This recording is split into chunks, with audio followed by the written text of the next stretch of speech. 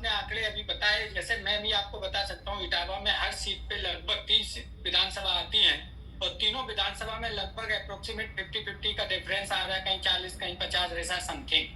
तो निश्चित तौर पर जो मैंने पहले कहा वही मैं फिर कह रहा हूँ कि इसमें कहीं ना कहीं इनका जो सिस्टम था वो फेलियर है। आप सोचिए, अगर 3.25 करोड़ लोग घुसपैठिए नहीं हो सकते साहब। मैं मानता हूँ क्या 80 लाख के लगभग, चलो जो ऐसे हैं जो जिनकी डेथ हो गई होगी, मैं मानता हूँ, एक्सेप्टेड। कुछ ऐसे भी होंगे जो जो शिफ्टेड हो गए, कुछ ऐसे भी इन्होंने बताया कि चलो जो जिनका आता पता नहीं।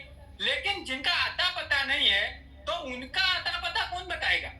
ये तो ये समाजवादी पार्टी या विपक्षी दल तो नहीं बताएंगे आता पता। ये तो जो ऑर्गेनाइजेशन है वो ही बताएगा कि वो आखिरकार वोट कहाँ है जो इधर से उधर हो गया है। और जैसे मैंने एग्जाम्पल दिया, वो रहता नहीं है फिर भी उसका वोट मेरे यहाँ है। तो इस तरीके के कितने भारतीय जनता पार्टी ने वोट बनवाए। वो एक चिंता का विषय है कि आखिरकार इस चीज का भी खुलासा होना चाहिए कि वो है का। इसीलिए हम लोगों ने ये डिमांड की थी साहब कि करीब करीब 1200, एक बीएलओ के अंदर में 1200 वोटर आते थे। अगर आप उनको 4 हेल्पर असिस्टेंट दे देते तो एक पर्टिकुलर परफेक्ट आइडिया मिल जाता कि भाई ये यहाँ शिफ्टेड हो गए, ये यहाँ चले गए, ये इतने हैं, और उससे क्लैरिटी एकदम रहती।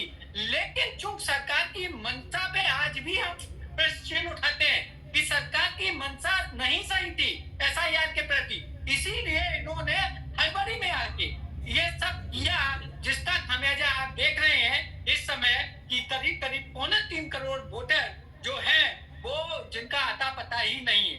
तो मैं यही सरकार से फिर नहीं, तो आपने भी ओवैसी पार्टी, ओवैसी जी की जो पार्टी है, उन्होंने ये मांग कर दिया। वसीम अख्तर ये कह रहे हैं कि फर्जी वोट के आधार पे ही योगी आदित्यनाथ जीते हैं, उनको रिजाइन कर देना चाहिए। आपकी पार्टी भी मांग कर रही है क्या ऐसा? देखिए, इस तरीके का स्टेटमेंट तो कोई मीनिंग नहीं रखता है कि रिजाइन करे। 27 में चुनाव होने वाला, हम उनसे 1 साल के रिजाइन मांगे, ये कोई पॉलिटिकली बात ही नहीं होगी।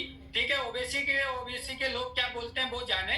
लेकिन मैं ये जरूर कहूंगा कि सरकार को जो पारदर्शिता रखनी थी वो नहीं रख पाई। अभी भी हमारे पास समय है, वो इसमें अगर ईमानदारी से काम करें तो अभी भी ये जो 3.25 करोड़ का डिफरेंस आ रहा है। क्यों पारदर्शिता में कहाँ प्रॉब्लम है, यही तो मैं पूछना चाह रहा हूँ। आपके जितने बीजेपी के 1,60,000 बीएलएस बीजेपी के हैं, तो 1,53,000 या 59,000 आपके भी हैं। अगर मैं आंकड़े सही बता पा रहा हूं तो मेरे ख्याल से यही लमसम है। और आपने तो अब अपने लोगों को इस तरीके से ट्रेंड किया है, और इसीलिए तो आप दावा करते हैं कि भाई पीडीए वोट